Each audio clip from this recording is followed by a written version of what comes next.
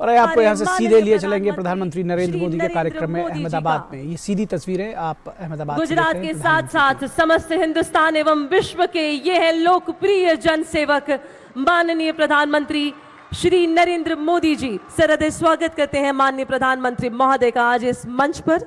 साथ ही में स्वागत करते हैं माननीय मुख्यमंत्री महोदय श्री भूपेंद्र पटेल जी का। स्वागत करते हैं माननीय सांसद नवसारी एवं प्रदेश अध्यक्ष श्री CR पाटिल जी का। मंच पर उपस्थित सभी महानुभावों का भी सहृदय स्वागत है।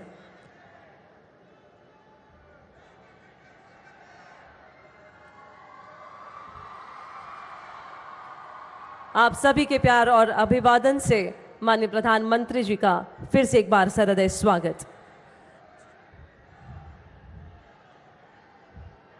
सर्वे भवन्तु सुखिना सर्वे सन्तु निरामयाः।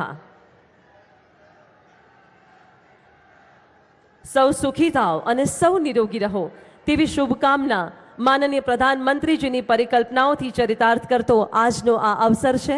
ત્યારે ફરી એકવાર ભવ્ય સ્વાગત માનનીય પ્રધાનમંત્રીશ્રીનું। આપ સૌનો પ્રેમ અને અભિવાદન અહીં સાંભળી રહ્યો છે। ત્યારે સર્વપ્રથમ હું વિનંતી કરીશ ગુજરાત રાજ્યના માનનીય મુખ્યમંત્રી શ્રી ભૂપેન્દ્રભાઈ પટેલ સાથે માન્ય શ્રી CR પાટિલ MP तथा प्रदेश अध्यक्ष श्री तेवो संयुक्त रूपे स्वागत करशे माननीय प्रधानमंत्री श्रीनु। विशिष्ट रूपे अद्भुत मोमेंटो अर्पण करीने आपणे सौ पण ताळीओना गर्जन साथे जोडाईशुं माननीय प्रधानमंत्री श्रीना स्वागत अभिवादनमां। धन्यवाद। अने हवे मंत्रीगण सांसदश्रीओ अने धारासभ्यश्रीओ सामूहिक रीते स्वागत करशे, जेमां श्री ऋषिकेशभाई पटेल, श्री प्रदीपभाई परमार, श्री जगदीशभाई विश्वकर्मा, श्रीमती निमिषाबेन सुथार, श्री नरहरी अमीन MP श्री किरीटभाई सोलंकी, श्री हसमुखभाई पटेल, श्री कौशिकभाई पटेल, श्री प्रदीप सिंह जाडेजा, श्री राकेशभाई शाह, श्री वल्लभभाई काकड़िया, किशोरभाई चौहान, सुरेशभाई पटेल, अरविंदभाई पटेल, जगदीशभाई पटेल, बलरामभाई तलवारी तथा बाबूभाई पटेल। विशिष्ट रूपे स्वागत अभिवादन मंत्रीगण सांसदश्रीओ धारासभ्यश्रीओ द्वारा। अने हवे ऐतिहासिक शहर अमदावादना मेयर श्री तथा अमदावाद म्युनिसिपल कॉर्पोरेशननी टीम स्वागत करशे माननीय प्रधानमंत्री श्रीनु, जेमां मेयर किरीटभाई परमार, गीताबेन पटेल, हितेशभाई बारोट, भास्करभाई भट्ट तथा अरुण सिंह राजपूत। खूब खूब स्वागत अने अभिवादन।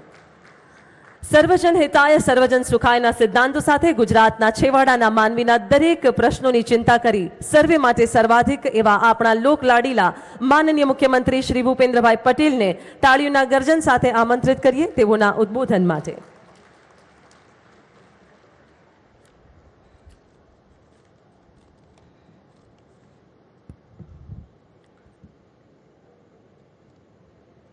अमदावाद खाते एशियानी सौथी मोटी सिविल होस्पिटलना रूपिया 1275 करोड़ना विविध प्रकल्पोना खातमुहूर्त और लोकार्पण प्रसंगे अपनी सौनी साथे मंच पर उपस्थित विश्व कक्षानी अति आधुनिक विविध आरोग्य सुविधाना स्वप्नद्रष्टा आदरणीय प्रधानमंत्री श्री नरेंद्रभाई मोदी साहेब, नवसारीना सांसद तथा प्रदेश अध्यक्ष श्री CR पाटिल जी, राज्य सरकारना मारा साथी मंत्री श्री ऋषिकेशभाई पटेल, श्री प्रदीपभाई परमार, श्री जगदीशभाई विश्वकर्मा, निमिषाबेन सुथार, अमदावाद शहरना मेयर श्री किरीटभाई परमार, सांसद श्री किरीटभाई सोलंकी, श्री हसमुखभाई पटेल, श्री नरहरीभाई अमीन,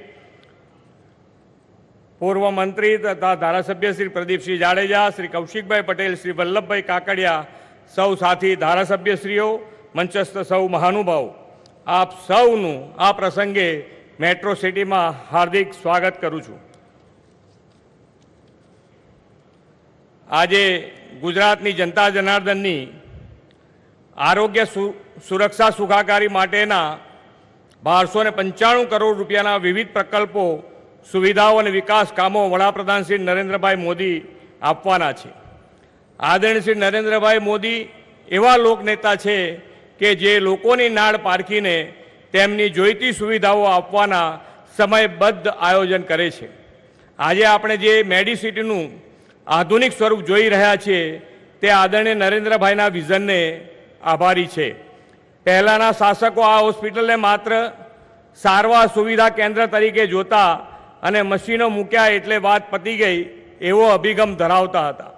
आदरणीय नरेंद्रभाईए सारवार सुविधाओमां मानवीय अभिगम अपनाव्यो અહીં સારવાર માટે રોજ હજારો લોકો આવતા, કેટલાય લોકો અહીં કામકાજ કરતા અને નિવાસ પણ કરતા. તેમણે આ આખી ઘટનાને દર્દી, દર્દીના સગાવાલા અને ડૉક્ટર્સ તથા સ્ટુડન્ટ્સના દૃષ્ટિકોણથી જોઈ અને એટલે જ આવી અદ્યતન સુવિધાભર મેડિસિટીના નિર્માણનો વિચાર આપ્યો. આના પરિણામે આજે અમદાવાદ મેડિસિટીમાં અદ્યતન સિવિલ હોસ્પિટલ અને medical college, kidney hospital, cancer hospital, હૃદયની હોસ્પિટલ, આંખની હોસ્પિટલ, ડેન્ટલ કોલેજ અને હોસ્પિટલ, સ્પાઇન હોસ્પિટલ અને નર્સિંગ કોલેજ કાર્યરત છે. આ મેડિસિટીમાં દર્દીના સગાને રહેવા જમવા માટેની ઉત્તમ સગવડો ઉપલબ્ધ છે. ડૉક્ટર્સ, મેડિકલ સ્ટુડન્ટ્સ માટે એકોમોડેશન, નવી લેબોરેટરી સહિતનું આધુનિક ઇન્ફ્રાસ્ટ્રક્ચર અહીં વિકસાવવામાં આવ્યું છે. ગુજરાતના પ્રવાસના ત્રીજા દિવસે આજે તેમના હસ્તે આરોગ્ય રક્ષા શક્તિના વિકાસ કામોની ભેટ મળવાની છે. અમદાવાદના મેડિસિટીને રૂપિયા 1164 કરોડના તેમજ રાજ્યના અન્ય જિલ્લાઓમાં રૂપિયા 131 કરોડના આરોગ્ય રક્ષાના વિવિધ વિકાસ કામોનો લાભ મળવાનો છે. અમદાવાદ સિવિલ મેડિસિટીનો વિકાસ પણ વડાપ્રધાનશ્રીના નેતૃત્વમાં ગુજરાતની વિકાસ યાત્રાની સાથે સાથે જ થયો છે. આદરણીય શ્રી નરેન્દ્રભાઈ મોદીએ ગુજરાતના મુખ્યમંત્રીનો કાર્યભાર સંભાળતાની સાથે જ અમદાવાદ સિવિલ હોસ્પિટલ સહિત રાજ્યના આરોગ્ય માળખાને સુદૃઢ કરવા માટેની પહેલ શરૂ કરી દીધી હતી. તેમણે આ સંકુલને વિસ્તાર, આધુનિક સુવિધાઓ ઉમેરી સિવિલ હોસ્પિટલનું નવસર્જન કરી મેડિસિટી બનાવવાનું સપનું જોયું હતું, જે આજે સાકાર થઈ રહ્યું છે. વડાપ્રધાન શ્રી જૂની ઇમારતના સ્થાને નવી હાઈટેક ઇમારતો બનાવડાવી આ કેમ્પસનો વિકાસ કરાવ્યો છે.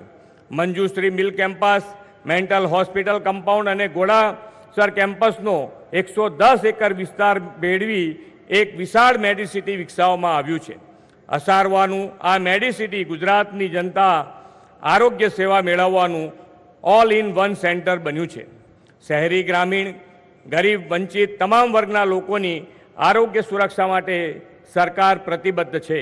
વડાપ્રધાનશ્રીના નેતૃત્વમાં ગુજરાત ડબલ એન્જિન સરકારના લાભ મેળવી દરેક ક્ષેત્રે વિકાસ પામતું ગયું છે. કોરોના કાળમાં દેશ અને દુનિયાભરની નાની મોટી હોસ્પિટલોએ ઓક્સિજન પ્લાન્ટ લગાવવાના શરૂ કર્યા હતા.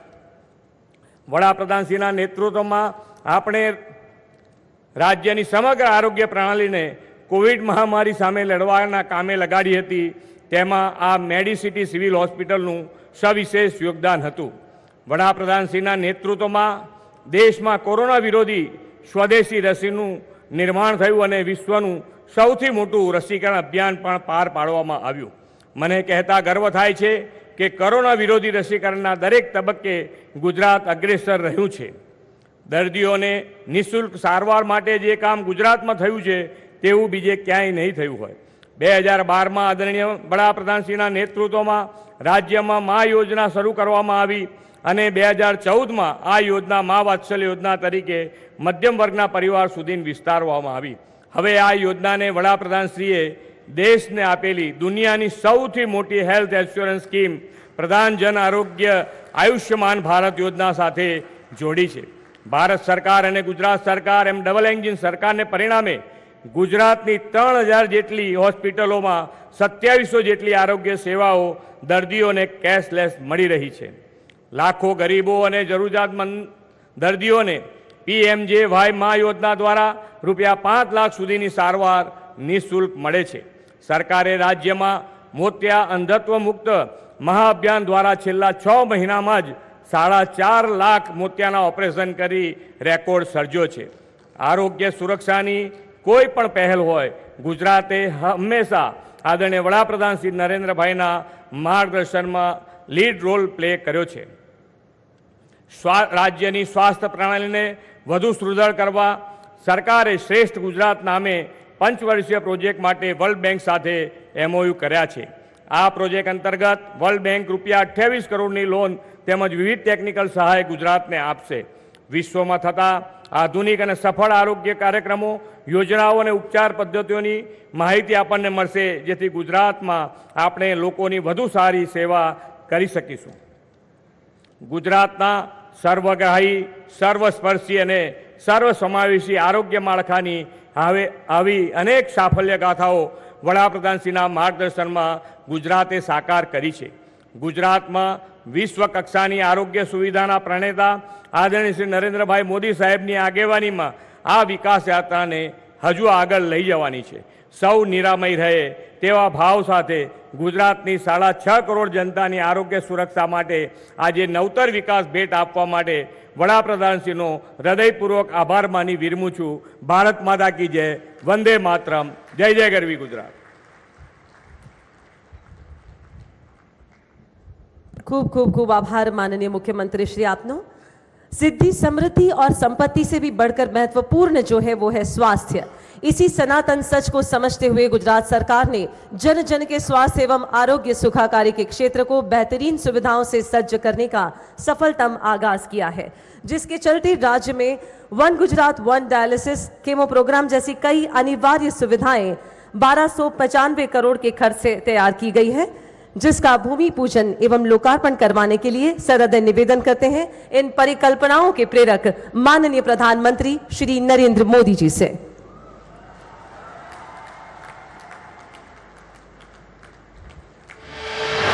વિશ્વ કક્ષાની અત્યાધુનિક વિવિધ આરોગ્ય સુવિધાઓના સ્વપ્નદ્રષ્ટા માનનીય વડાપ્રધાન શ્રી નરેન્દ્રભાઈ મોદી દ્વારા એશિયાની સૌથી મોટી સિવિલ હોસ્પિટલ અમદાવાદ ખાતે ₹1,275 કરોડના ખર્ચે વિવિધ પ્રકલ્પોના લોકાર્પણ અને ખાતમુહૂર્તનો કાર્યક્રમ આજ રોજ સંપન્ન થવા જઈ રહ્યો છે.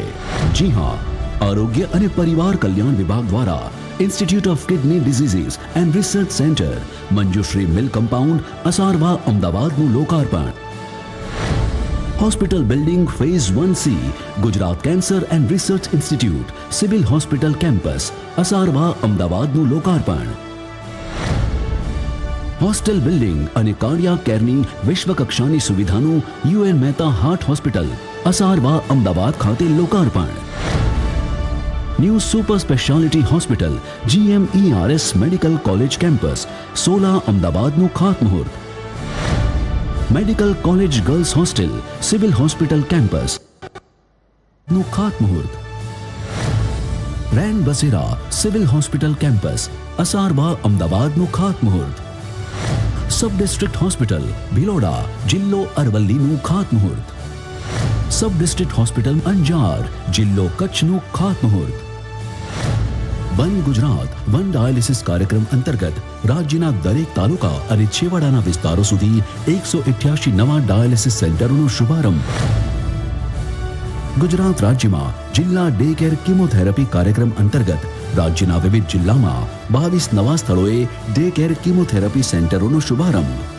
ભારતના માનનીય વડાપ્રધાન શ્રી નરેન્દ્રભાઈ મોદીના વરદ હસ્તે તથા શ્રી ભૂપેન્દ્રભાઈ પટેલ માનનીય મુખ્યમંત્રી ગુજરાત રાજ્ય, શ્રી ઋષિકેશભાઈ પટેલ માનનીય મંત્રી આરોગ્ય અને પરિવાર કલ્યાણ, તબીબી શિક્ષણ, જળ સંપત્તિ અને પાણી પુરવઠા વિભાગ, શ્રીમતી નિમિષાબેન સુથાર માનનીય રાજ્ય કક્ષાના મંત્રી આરોગ્ય અને પરિવાર કલ્યાણ, તબીબી શિક્ષણ, આદિજાતિ વિકાસની પ્રેરક ઉપસ્થિતિમાં આજ તારીખ 11 ઓક્ટોબર 2022 મંગળવારે સંપન્ન કરવામાં આવ્યું.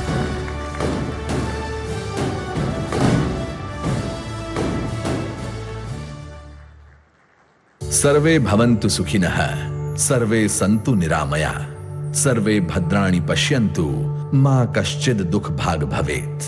अर्थात सौ सुखी रहे, सौ स्वस्थ रहे, સૌનું ભલું થાવ, કોઈને પણ દુઃખ ના રહે. આ જ વિઝન સાથે ગુજરાતના તત્કાલીન મુખ્યમંત્રી અને આપણા વડાપ્રધાન શ્રી નરેન્દ્રભાઈ મોદીએ એક સપનું જોયું. વૈશ્વિક કક્ષાની આરોગ્ય સુવિધાઓથી સજ્જ હેલ્થ કેર પરિસરનું. એમના વિઝનને સાકાર કરવા રાજ્ય સરકારે સિવિલ હોસ્પિટલ પરિસરમાં અનેકવિધ આરોગ્ય માટેના પ્રકલ્પોનું આયોજન કર્યું અને શરૂ થઈ અમદાવાદના અસારવામાં આવેલી સિવિલ હોસ્પિટલ પરિસરથી અત્યાધુનિક મેડી સિટી બનવાની સફર.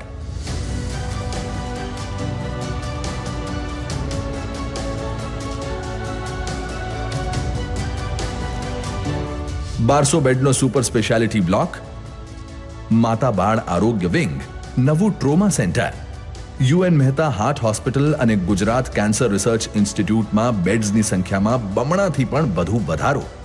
હૃદય રોગ, કેન્સર જેવા રોગોની સારવાર માટે અત્યાધુનિક સાધનો મારફતે સારવાર તેમજ કિડનીના રોગો માટે એક સાથે 62 જેટલી ડાયાલિસિસ થઈ શકે તેવી સુવિધા.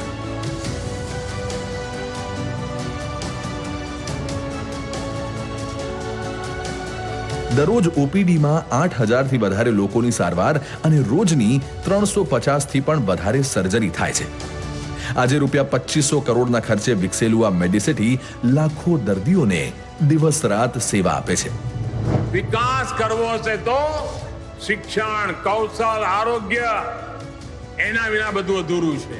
ગુજરાતના દરેક જિલ્લામાં આધુનિક સ્વાસ્થ્ય સુવિધાઓ આ ડબલ એન્જિનની સરકાર આવનારા દિવસોમાં જેટલો વધારે પ્રસારો થાય કરવા માંગે છે.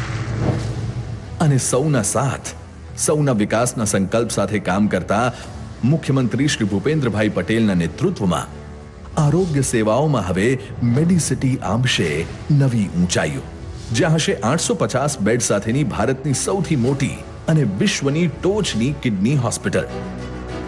જ્યાં હશે 22 હાઈટેક ઓપરેશન થિયેટર, કિડની અને લિવર ટ્રાન્સપ્લાન્ટ માટે અત્યાધુનિક સુવિધા. જો કે હવે તો વન ગુજરાત વન ડાયાલિસિસના સપનાને સાકાર કરવા ગુજરાત ડાયાલિસિસ પ્રોગ્રામ અંતર્ગત દરેક તાલુકામાં હશે ડાયાલિસિસ સેન્ટર, જે ટેલી કન્સલ્ટિંગથી જોડાયેલા હશે કિડની હોસ્પિટલ સાથે.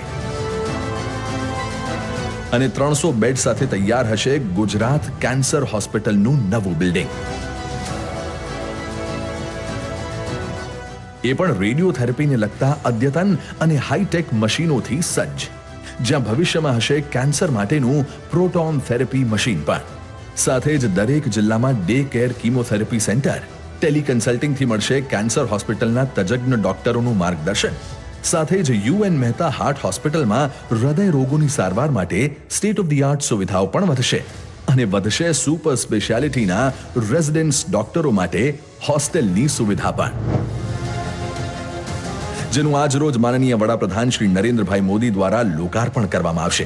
સાથે જ સોલા સિવિલ હોસ્પિટલ ખાતે 650 બેડની સુપર સ્પેશિયાલિટી હોસ્પિટલ અને બીજે મેડિકલ કોલેજ ખાતે ગર્લ્સ હોસ્ટેલનું ખાતમુહૂર્ત.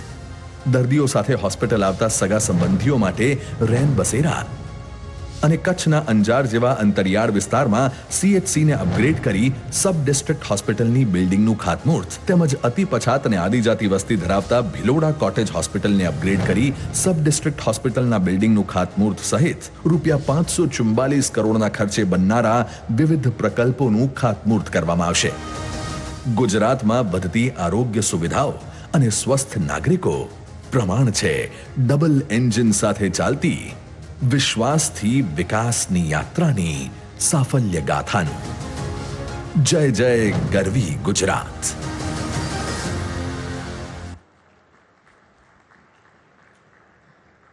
આજે લોકાર્પિત થયેલ કરોડોની આરોગ્ય સેવાઓમાં મુખ્યત્વે અત્યંત જનહિતાવહ અને આશીર્વાદ સમાન છે. ક્રોનિક કિડની ડિસીઝથી પીડાતા દર્દીઓની એકમાત્ર આશા સમાન ડાયાલિસિસ ટ્રીટમેન્ટ, જેના માટે દર્દીઓને દૂર સુદૂર મોટી હોસ્પિટલ્સમાં આવવું પડતું, આવવા જવાનો તથા ટ્રીટમેન્ટનો ખૂબ જ મોટો ખર્ચ પણ થતો, જે હવે one Gujarat one dialysis program હેઠળ 270 જેટલા કેન્દ્રો તાલુકા કક્ષાએ શરૂ કરવામાં આવ્યા છે. આપ જોઈ શકો છો સામેની એલઈડી સ્ક્રીન પર 33 જેટલા કેન્દ્રોનું આ જીવંત પ્રસારણ અહીંયાથી. તાલુકા કક્ષાએ શરૂ કરાયેલ ડાયાલિસિસ કેન્દ્રો તથા કેન્સરના દર્દીઓ માટે અનિવાર્ય એવા કેમોથેરાપી ટ્રીટમેન્ટ માટે કેમોથેરાપી પ્રોગ્રામ જિલ્લા કક્ષાએ શરૂ કરાયા છે. જે દર્દીઓને આ સેવા મળી છે તેવા દર્દીઓ સાથે માનનીય પ્રધાનમંત્રી શ્રી ડિજિટલી સીધો સંવાદ કરશે.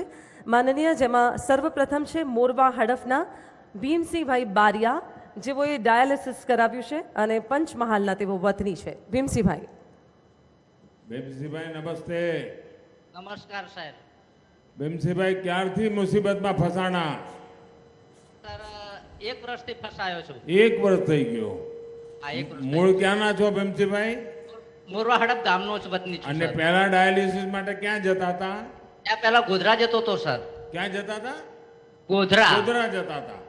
ગોધરા અહીંયા મોરવાથી 35 કિલોમીટર આગળ દૂર છે સર. હા. અને પછી કેટલી તકલીફ પડતી? સવારથી નીકળવું પડતું હતું? સવારથી નીકળીએ જ સર, જાતે એક કોકને ફેમિલીમાંથી લઈ જઈએ ઘરે, એનો ટાઈમ બગડે, મારો ટાઈમ બગડે, આવવા જવાનો ખર્ચ થાય, બધો ખર્ચ થતો હશે સર મને. અને નોકરી ધંધો એ દાડે બંધ કરવો પડતો હશે બંધ કરી દેવો પડે સર. એમ. અને હવે આના કારણે રાહત થઈ છે હવે આ ઘર આંગણે છે એટલે રાહત છે સર મને. અને સમય પર થાય છે ડાયાલિસિસ. સમરસર ડાયાલિસિસ થાય છે સર. અચ્છા, જ્યારે ગોધરામાં નહોતું તો પહેલા ક્યાં જતા હતા? ત્યારે પહેલા બરોડા ગયો હતો સર હું. વડોદરા સુધી?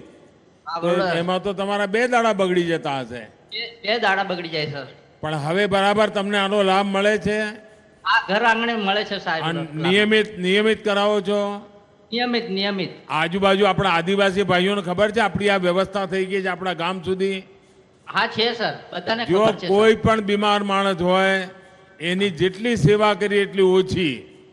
અને એમાં તમારી તો સેવા થાય પણ તમને જે લાભ મળે છે એ આજુબાજુના લોકોને ખબર પડે, જેથી કરીને એમને તકલીફ ન પડે. એમાં પણ તમારે મદદ કરવી જોઈએ. કરશો ને? Okay sir, okay. ભીમસિંહભાઈ, વાહ, અંગ્રેજીમાં બોલો છો તમે તો. અંગ્રેજી તો સાહેબ કરો છો શું ભીમસિંહભાઈ? હું ખેતી જ કરું છું સર. ખેતી કરો છો? તો આ પેલી પ્રાકૃતિક ખેતીનું ચાલે છે, એમાં કઈ રસ લો છો? હા, લીએ છે ને સર. એમ. ચાલો, પરમાત્મા તમને ખૂબ જલ્દી સાજા કરે અને આ મુસીબતમાંથી બહાર આવો. પણ આમાં કોઈ વાર આળસ ના કરતો હો. જે ડોક્ટરે કહ્યું ને એ પ્રમાણે નિયમિત કરાવવાનું. Okay sir, okay. આવજો વેલા. હા, આભાર સર. નમસ્તે. નમસ્તે. માનનીય, હવે કેન્સરના એક દર્દી છે જે છે જૂનાગઢથી મુકેશ કુમારસિંહ સંઘવી, જેઓ જૂનાગઢમાં કેમોથેરાપીની સારવાર લીધી છે. મુકેશ કુમાર. હલો, નમસ્તે બેલા. નમસ્તે. હા, ક્યાંથી બોલો છો? જુનાગઢ. જુનાગઢ. શું નામ? મુકેશ છોટાલાલ સંઘવી. મુકેશભાઈ, શું તકલીફ થઈ છે? કેન્સરની તકલીફ થઈ રહી છે. ક્યાંનું છે કેન્સર? જઠ્ઠર. ઓહ, કેટલા સમય થયો ડિટેક્ટ થયા? 1 વર્ષ થયા. 1 વર્ષ થયું. પણ ત્યાં બરાબર હવે રેડિયેશન વગેરે કામ બરાબર થાય છે? આ થાય છે. પહેલા શું કરતા હતા? ક્યાં જતા હતા? પેલા રાજકોટ ગયા. એમ. તમારી સાથે ડોક્ટર પણ બેઠા લાગે છે. હાજી. જરા ડોક્ટર કહો તો શું છે, સુવિધા કેવી છે, કેવી વ્યવસ્થા છે? સર, એમને પહેલા 100 કિલોમીટર દૂર રાજકોટ સુધી જવું પડતું, બહુ તકલીફ પડતી હતી.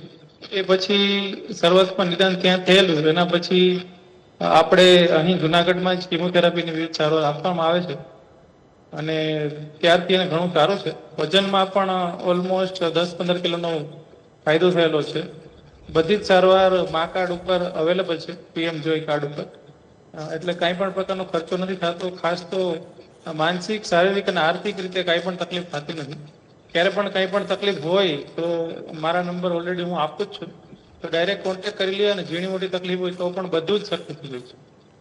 મુકેશભાઈ, આપણે ગુજરાતમાં ઠેર ઠેર વ્યવસ્થા ઊભી કરી રહ્યા છીએ, પણ આપણે પરમાત્માને પ્રાર્થના કરીએ કે કોઈને આવી ગંભીર બીમારીઓ આવે નહીં.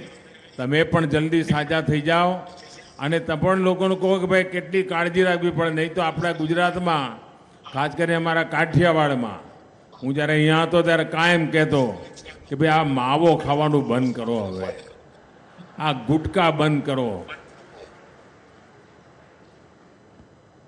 આ બધી મુસીબતોથી આપણે પહેલાં જ બધું સાચવવાનું. પણ મુકેશભાઈ, હવે મુસીબત આવી જ ગઈ છે તો મુકાબલો પણ કરવાનો અને સરકાર તમારી જોડે છે. હાજી. ચાલો, તબિયત સાચવજો પેલા. જય જિનેન્દ્ર. જય જિનેન્દ્ર. જી માનનીય, અન્ય પેશન્ટ અને દર્દી છે ડાયાલિસિસના, જે છે વઘાઈથી મનોજભાઈ ચૌધરી. સામૂહિક આરોગ્ય કેન્દ્ર વઘાઈમાં તેઓ ડાયાલિસિસની ટ્રીટમેન્ટ લઈ રહ્યા છે. શ્રી મનોજભાઈ ચૌધરી. મનોજભાઈ, નમસ્તે. નમસ્તે સર. મનોજભાઈ, શું તમારું તો શરીર સાવ પડી ગયું જ લાગે. કેટલા દિવસથી આ તકલીફ આવી છે? 3.5 મહિના થયા સર. ઓહો, પણ ખબર ક્યારે પડી? તે પહેલા જ ખબર પડેલી. અત્યારે શું કરો છો મનોજભાઈ? ને ગ્રાફિક્સનું કામ કરું છું. અચ્છા. અને હવે ત્યાં પહેલા શરૂઆતથી ત્યાં સારવાર મળી જાય છે આપણા કેન્દ્ર પર કે પહેલા બહાર જવું પડતું હતું? ના મળી પહેલે આહવા કરાવતો હતો. પહેલા આવવા જવું પડતું હતું. હા આહવા. અને હવે બધી વ્યવસ્થા આપણે ત્યાં મળી ગઈ છે. હા મળી ગઈ છે. તો પહેલા તો આખા કુટુંબને તકલીફ પડતી હશે, સવારથી બધું જવાનું ને આવા જાવ, પછી નંબર ક્યારે લાગે ને પછી રાત્રે મોડા આવો ને બધી બહુ તકલીફ પડી હશે પહેલા. હા. તમારા હાથે પણ કઈ પાટો બાંધેલો છે? હા ફિસ્યુલાનું ઓપરેશન કરેલું છે. અરે ભાઈ, બીજી મુસીબત આવી ગઈ. હા. જુઓ ભાઈ, આપણે તો જેટલું શરીર સાચવતા કોરોનામાંથી બધું દુનિયા માંડ કરીને જો બહાર આવી રહી છે, અને નવું કંઈ આવે નહીં એની કાળજી રાખવી પડે ને. થોડી આપણે આરોગ્યને લગતા જેટલા બાબતો હોય ને, ડૉક્ટરો કે એ બધું જરા સાચવવું. બાળકો શું કરે છે પેલા? ના મારા લગ્ન નથી થયા સર. પણ શું કરે છે? અચ્છા, તમે પરણ્યા જ નથી? હા નથી. એમ તો પણ છે ને, એટલે આવું બધું શું કરવા આટલું બધું કષ્ટ ઉઠાવ્યું પેલા? તો સેવા કોણ કરે છે પેલા? મારી માં છે. અચ્છા, બાની સેવા લો છો. પણ બાની સેવા આપણે કરવાની જોઈએ ને, જલ્દી હાજા થઈ જાઓ પેલા. હા. અને બાને મારા પ્રણામ કહેજો કે તમારી આટલી બધી સેવા કરે છે. તમે ભાગ્યશાળી છો કે તમને આવી માં મળી છે કે જે આટલી બધી કાળજી લે છે આપની. ચાલો મનોજભાઈ, તબિયત સાચવજો પેલા. હા સર. આવજો. ધન્યવાદ. નમસ્તે. નમસ્તે સર. धन्यवाद, खूब खूब आभार माननीय आपनो. जन की संवेदना, सराहना, सेवा भाव, समर्पण एवं सारा जीवन है केवल ही केवल राष्ट्र को समर्पित, जिनके अमूल्य संकल्पनाओं से सवरे हैं राज्य एवं राष्ट्र के करोड़ों लोगों के जीवन। वे हैं इस गुर्जर धरा के सच्चे सपूत, भारत माता के सच्चे सेवक, हमारे यशस्वी प्रधानमंत्री माननीय नरेंद्र मोदी जी। आइए तालियों के गर्जन के साथ उन्हें आमंत्रित करते हैं उनके शुभाशीष के लिए।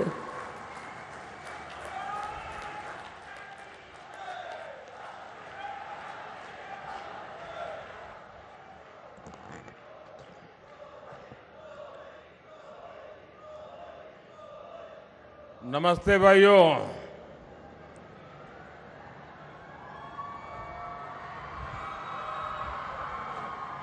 આપણું તો સિવિલ હોસ્પિટલ એક જાણે નાનકડું ગામ હોય એવું છે.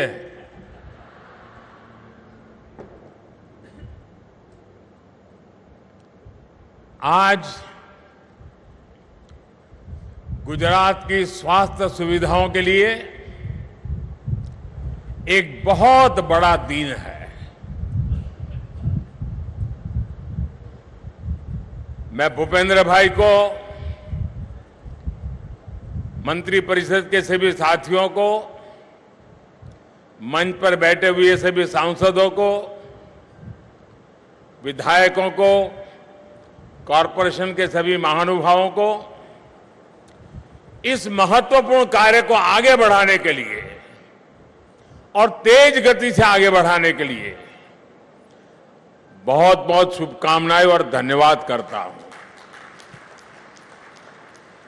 दुनिया की सबसे एडवांस मेडिकल टेक्नोलॉजी,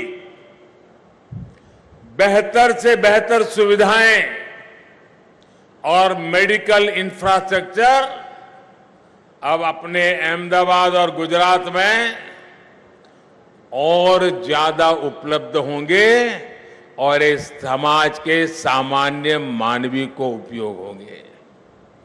जो प्राइवेट अस्पताल में नहीं जा सकते हैं, ऐसे हर किसी के लिए ये सरकारी अस्पताल, सरकारी टीम 24 घंटे सेवा के लिए तैयार रहेगी। भाई बहनों, 3-3.5 वर्ष पहले मुझे यहां इस परिसर में आकर के 1200 बेड की सुविधा के साथ मैटरनल और चाइल्ड हेल्थ और सुपर स्पेशलिटी सर्विस की शुरुआत का सौभाग्य मिला था। आज इतने कम समय में ही मेडिसिटी कैंपस भी इतने भव्य स्वरूप में हमारे सामने तैयार हो चुका है। साथ ही इंस्टीट्यूट ऑफ किडनी डिसीज और UN Mehta institute of cardiology इसकी क्षमता और शिविरों का भी विस्तार हो रहा है। गुजरात कैंसर रिसर्च इंस्टीट्यूट की नई बिल्डिंग के साथ अपग्रेडेड बोन मैरो ट्रांसप्लांट जैसी सुविधाएं भी शुरू हो रही है। ये देश का पहला सरकारी अस्पताल होगा जहां साइबर नाइफ जैसी आधुनिक तकनीक उपलब्ध होगी। जब विकास की गति गुजरात जैसी तेज होती है तो काम और उपलब्धियों की इतनी ज्यादा होती है कि उन्हें कई बार गिनाना भी कठिन हो जाता है। हमेशा की तरह ऐसा बहुत कुछ है जो देश में पहली बार गुजरात कर रहा है। मैं आप सभी को और सभी गुजरात वासियों को इन उपलब्धियों के लिए बधाई देता हूं। विशेष रूप से मैं मुख्यमंत्री भूपेंद्र भाई पटेल और उनकी सरकार की भूरी भूरी प्रशंसा करता हूं, जिन्होंने इतनी मेहनत से इन योजनाओं को सफल बनाया। आज स्वास्थ्य से जुड़े इस कार्यक्रम में मैं गुजरात की एक बड़ी यात्रा के बारे में बात करना चाहता हूं। ये यात्रा है तरह तरह की बीमारियों से स्वस्थ होने की। अब आप सोचेंगे अस्पताल में कार्यक्रम है, मोदी तरह तरह की बीमारियां क्या कह रहा है। मैं बताता हूं मैं कौन कौन सी तरह तरह की बीमारियां, मैं डॉक्टर नहीं हूं लेकिन मुझे ठीक करनी पड़ती थी। 20-25 साल पहले गुजरात की व्यवस्थाओं को बहुत सारी बीमारियों ने जकड़ा हुआ था। एक बीमारी थी स्वास्थ्य क्षेत्र में पिछड़ापन, दूसरी बीमारी थी शिक्षा में कुव्यवस्था, तीसरी बीमारी थी बिजली का अभाव, चौथी बीमारी थी पानी की किल्लत, पांचवी बीमारी थी हर तरफ फैला हुआ कुशासन, छठी बीमारी थी खराब कानून और व्यवस्था। और इन सारी बीमारियों की जड़ में सबसे बड़ी बीमारी थी वोट बैंक का पॉलिटिक्स, वोट बैंक की राजनीति। जो बड़े बुजुर्ग यहां मौजूद हैं, गुजरात की जो पुरानी पीढ़ी के लोग हैं, उनको ये सारी बातें अच्छी तरह याद है।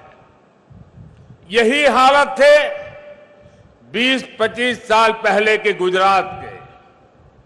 अच्छी शिक्षा के लिए युवाओं को बाहर जाना पड़ता था, अच्छे इलाज के लिए लोगों को भटकना पड़ता था, लोगों को बिजली के लिए इंतजार करना पड़ता था, भ्रष्टाचार और खस्ता हाल कानून व्यवस्था से तो हर दिन जूझना पड़ता था। लेकिन आज गुजरात उन सारी बीमारियों को पीछे छोड़कर आज सबसे आगे चल रहा है।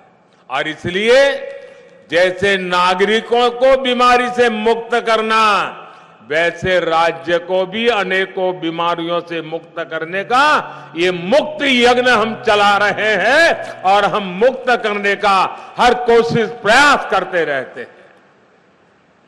आज जब बात होती है हाईटेक हॉस्पिटल की, तो गुजरात का नाम सबसे ऊपर रहता है।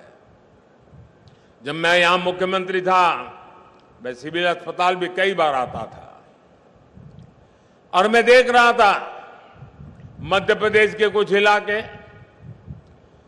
राजस्थान के कुछ इलाके बहुत बड़ी मात्रा में उपचार के लिए सिविल अस्पताल आना पसंद करते थे। साथियों, अगर शिक्षा संस्थानों की बात, एक से बढ़कर एक यूनिवर्सिटी बात हो तो आज गुजरात का कोई मुकाबला नहीं है। गुजरात में पानी की स्थिति, बिजली की स्थिति, कानून व्यवस्था की स्थिति अब सब सुधर चुका है। आज सबका साथ, सबका विकास, सबका विश्वास और सबका प्रयास वाली सरकार लगातार गुजरात की सेवा के लिए काम कर रही है। साथियों, आज अहमदाबाद में इस हाईटेक मेडिसिटी और स्वास्थ्य से जुड़ी दूसरी सेवाओं ने गुजरात की पहचान को एक नई ऊंचाई दी है। ये केवल एक सेवा संस्थान ही नहीं है, साथ ही एक गुजरात के लोगों की क्षमता का प्रतीक भी है। मेडिसिटी में गुजरात के लोगों को अच्छा स्वास्थ्य भी मिलेगा और ये गर्व भी होगा कि विश्व की टॉप मेडिकल फैसिलिटीज अब हमारे अपने राज्य में लगातार बढ़ रही है। मेडिकल टूरिज्म के क्षेत्र में गुजरात का जो अपार सामर्थ्य है उसमें भी अब और वृद्धि होगी। साथियों, हम सभी अक्सर सुनते हैं कि स्वस्थ शरीर के लिए स्वस्थ मन जरूरी होता है। ये बात सरकारों पर भी लागू होती है। अगर सरकारों का मन स्वस्थ नहीं होता, नीयत साफ नहीं होती, उनके मन में जनता जनार्दन के लिए संवेदना नहीं होती, तो राज्य का स्वास्थ्य ढांचा भी कमजोर हो जाता है। गुजरात के लोगों ने 20-22 साल पहले तक ये पीड़ा बहुत झेली है और पीड़ा से मुक्ति के लिए हमारे डॉक्टर साथी, आमतौर पर आप किसी भी डॉक्टर को मिलने जाएंगे, ज्यादातर डॉक्टर 3 सलाह तो जरूर देंगे, 3 अलग अलग ऑल्टरनेट बताएंगे। पहले कहते हैं भाई दवा से ठीक हो जाएगा, फिर उनको लगता है ये दवा वाला तो स्टेज चला गया है, तो उनको मजबूरन कहना पड़ता है भाई सर्जरी के बिना कोई चारा नहीं है। दवा हो या सर्जरी, लेकिन उसके साथ वो घर वालों को समझाते हैं कि मैं तो मेरा काम कर लूंगा, लेकिन देखभाल की जिम्मेवारी आपकी है, आप पेशेंट को अच्छी तरह देखभाल करना, उसके लिए भी वो एडवाइस करते हैं। साथियों, मैं इसी बात को अलग तरीके सोचूं तो गुजरात की चिकित्सा व्यवस्था को सुधारने के लिए हमारी सरकार ने इलाज के इन तीनों तरीकों का इस्तेमाल किया। जो आप पेशेंट के लिए कहते हैं ना, मैं राज्य व्यवस्था के लिए ऐसा ही करता था जो डॉक्टर सलाह देते हैं। सर्जरी यानी पुरानी सरकारी व्यवस्था में हिम्मत के साथ पूरी ताकत से बदलाव, निष्क्रियता, लचरपंथी और भ्रष्टाचार पर कैची, ये मेरी सर्जरी रही है।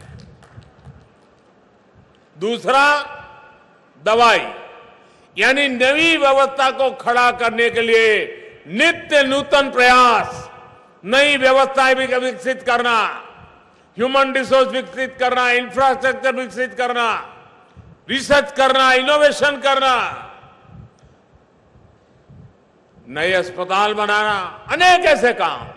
और तीसरी बात, देखभाल या केयर, ये गुजरात के हेल्थ सेक्टर को ठीक करने का सबसे महत्वपूर्ण हिस्सा है।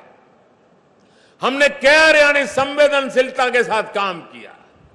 हम लोगों के बीच गए, उनकी तकलीफ को साझा किया, और इतना ही नहीं, मैं आज बड़ी नम्रता के साथ कहना चाहता हूं, गुजरात इस देश में पहला राज्य था, वो सिर्फ इंसान की नहीं, पशुओं के लिए भी हेल्थ कैंप लगाते थे।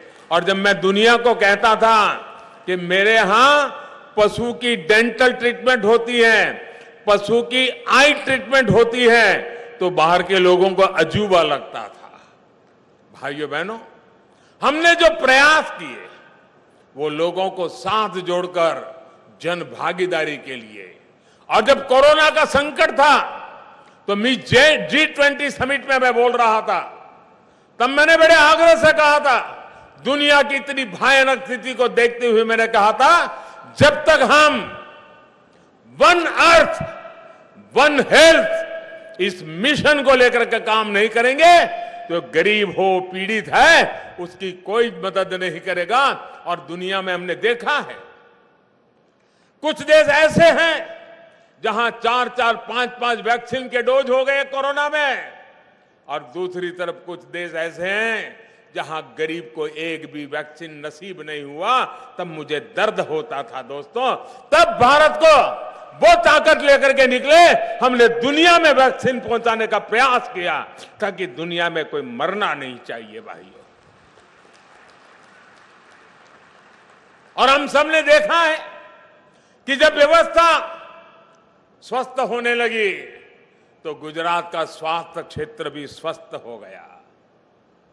लोग देश में गुजरात की मिसाल देने लगे। साथियों, प्रयास जब पूरे मन से होलिस्टिक अप्रोच के साथ किए जाते हैं तो उनके परिणाम भी उतने ही बहुआयामी होते हैं। यही गुजरात की सफलता का मंत्र है। आज गुजरात में अस्पताल भी है, डॉक्टर्स भी हैं, और युवाओं के लिए डॉक्टर बनने का सपना पूरा करने का अवसर भी है। 20-22 साल पहले हमारे इतने बड़े राज्य में केवल 9 मेडिकल कॉलेज हुआ करती थी, केवल 9 मेडिकल कॉलेज। जब मेडिकल कॉलेज कम थे तो सस्ते और अच्छे इलाज की गुंजाइश भी कम थी, लेकिन आज यहां 36 मेडिकल कॉलेज अपनी सेवाएं दे रहे हैं। 20 साल पहले गुजरात के सरकारी अस्पतालों में 15,000 करीब बेड थे। अब यहां के सरकारी अस्पतालों में बेड की संख्या 60,000 हो चुकी है। पहले गुजरात में अंडर ग्रेजुएट और पोस्ट ग्रेजुएट मेडिकल की कुल सीटें 2,200 हुआ करती थी।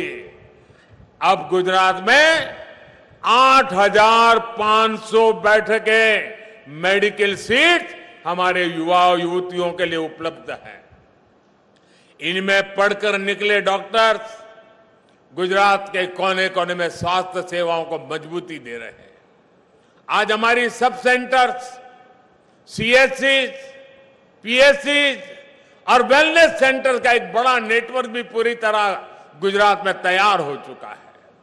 और साथियों, मैं आपको बताना चाहता हूं कि गुजरात ने जो सिखाया वो दिल्ली जाने के बाद मेरे काम बहुत आया। स्वास्थ्य के इसी विजन को लेकर हमने केंद्र में भी काम शुरू किया। इन 8 वर्षों में हमने देश के लगभग अलग अलग हिस्सों में 22 नए एम्स दिए हैं। इसका लाभ भी गुजरात को हुआ है। राजकोट में गुजरात का अपना पहला एम्स मिला है। गुजरात में जिस तरह हेल्थ सेक्टर में काम हो रहा है वो दिन दूर नहीं जब Gujarat medical research, pharma research, biotech research में पूरी दुनिया में अपना परचम फहराएगा। डबल इंजन की सरकार का बहुत बड़ा फोकस इस पर है। साथियों, जब संसाधनों के साथ संवेदनाएं जुड़ जाती है तो संसाधन सेवा का उत्तम माध्यम बन जाते हैं।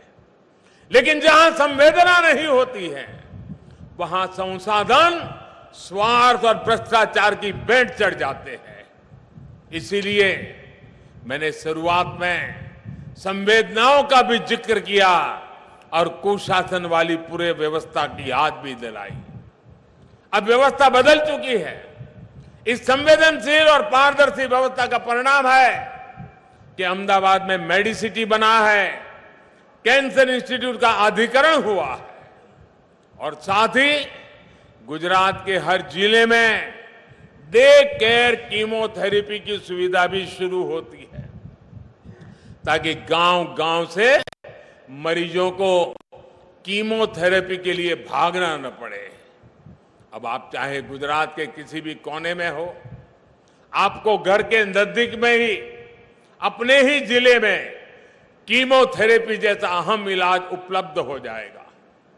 इसी तरह भूपेंद्र भाई की सरकार द्वारा डायलिसिस जैसी जटिल स्वास्थ्य सेवा की तालुका स्तर पर दी जा रही है। गुजरात ने डायलिसिस वैन की सुविधा भी शुरू की है ताकि मरीज को अगर जरूरत है तो उसके घर जाकर भी उसको सेवा दी जा सके। आज यहां 8 फ्लोर के रैन बसेरे का लोकार्पण भी हुआ है। और जहां तक डायलिसिस का सवाल है, पूरे हिंदुस्तान में सारी व्यवस्था लचर थी। डायलिसिस वाले के लिए एक निश्चित समय सीमा में डायलिसिस होना जरूरी है। तब जाकर के मैंने दुनिया के बड़े बड़े हेल्थ सेक्टर में काम करने वालों से बात की। मैंने कहा मुझे मेरे हिंदुस्तान में हर जिले में डायलिसिस सेंटर बनाने हैं। और जैसे गुजरात में तहसील तक काम जा रहा है, मैंने देश में जिले तक डायलिसिस की व्यवस्था पहुंचाने का बड़ा बीठा उठाया और बहुत बड़ी मात्रा में काम चल रहा है। साथियों, मरीज के परिवार वाले जिन मुश्किलों से जूझ रहे होते हैं, उन्हें और तकलीफ का सामना ना करना पड़े, ये चिंता गुजरात सरकार ने की है। यही आज देश के काम करने का तरीका है, यही आज देश की प्राथमिकताएं हैं। साथियों, जब सरकार संवेदनशील होती है तो उसका सबसे बड़ा लाभ समाज के कमजोर वर्ग को होता है, गरीब को होता है, मध्यम वर्ग के परिवार को होता है, माताओं बहनों को होता है। पहले हम देखते थे कि गुजरात में मातृ मृत्यु दर, शिशु मृत्यु दर इतनी चिंता का विषय था, लेकिन सरकारों ने उसे किस्मत के नाम पर छोड़ रखा था। हमने तय किया कि हमारी माता बहनों के जीवन का प्रश्न है, इसका ठिकरा किसी के किस्मत पर नहीं फोड़ने दिया जाएगा। पिछले 20 वर्षों में हमने इसके लिए लगातार सही नीतियां बनाई, उन्हें लागू किया। आज गुजरात में माता मृत्यु दर और शिशु मृत्यु दर में बहुत कमी आई है। मां का जीवन भी बच रहा है और नवजात भी दुनिया में सुरक्षित अपना विकास की यात्रा पर कदम रख रहा है। बेटी बचाओ बेटी पढ़ाओ अभियान, इसके कारण पहली बार बेटों की तुलना में बेटियों की संख्या ज्यादा हुई है। दोस्तों, इन सफलताओं के पीछे गुजरात सरकार की चिरंजीवी और खिलखिलाहट जैसी योजनाओं की मेहनत लगी है। गुजरात की सफलता, ये प्रयास आज पूरे देश को मिशन इंद्रधनुष और मातृवंदना जैसी योजनाओं के जरिए मार्गदर्शन दे रही है। साथियों, आज देश में हर गरीब के मुफ्त इलाज के लिए आयुष्मान भारत जैसी योजनाएं उपलब्ध है। गुजरात में आयुष्मान भारत और मुख्यमंत्री अमृतम योजना एक साथ मिलकर गरीबों की चिंता और बोझ कम कर रही है। यही डबल इंजन सरकार की ताकत होती है। साथियों, शिक्षा और स्वास्थ्य ये दो ऐसे क्षेत्र हैं जो केवल वर्तमान ही नहीं बल्कि भविष्य की दिशा भी तय करते हैं। और उदाहरण के तौर पर अगर हम देखें, 2019 में सिविल हॉस्पिटल में 1200 बेड की सुविधा होती थी। एक साल बाद वैश्विक महामारी आई तो यही अस्पताल सबसे बड़े सेंटर के रूप में उभर कर सामने आया। उस एक हेल्थ इंफ्रास्ट्रक्चर ने कितने लोगों के जीवन बचाए। इसी तरह 2019 में अहमदाबाद में एएमसी एसवीपी हॉस्पिटल, उसकी शुरुआत हुई थी। इस अस्पताल ने भी वैश्विक महामारी से लड़ने में बड़ी भूमिका निभाई। अगर गुजरात में बीते 20 वर्षों में इतना आधुनिक मेडिकल इंफ्रास्ट्रक्चर तैयार न होता तो कल्पना करिए वैश्विक महामारी से लड़ने में हमें कितनी मुश्किल आती। हमें गुजरात के वर्तमान को भी बेहतर करना है और भविष्य को भी सुरक्षित रखना है। मुझे विश्वास है अपने विकास की इस गति को गुजरात और आगे बढ़ाएगा और ऊंचाई पर ले जाएगा और आपके आशीर्वाद निरंतर बनते रहेंगे। और उसी ताकत को लेकर के हम और अधिक ऊर्जा के साथ आपकी सेवा करते रहेंगे। मैं आप सबको उत्तम स्वास्थ्य की कामना करता हूं और आप निरोगी रहे, आपका परिवार निरोगी रहे, यही मेरे गुजरात के भाइयों बहनों को शुभकामनाएं देते हुए मेरी वाणी को विराम देता हूं। बहुत बहुत धन्यवाद।